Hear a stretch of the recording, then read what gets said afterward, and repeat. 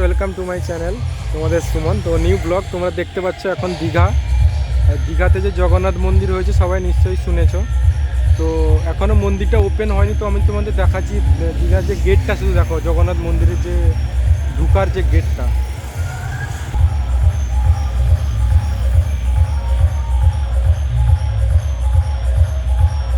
তো দেখতেই পাচ্ছ 3টা প্রবেশদ্বার আছে, খুব সুন্দর করেছে গেটটা।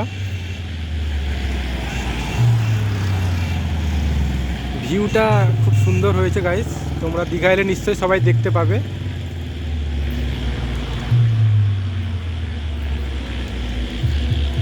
বর্তমান মন্দিরের কাজ চলছে, এবছরের ভিতরে ওপেন হবে। তো সবাই দীঘা আসো এবং মন্দিরটা দেখো, সবাই খুব আনন্দ পাবে। অনেক কিছু রয়েছে ভিতরে।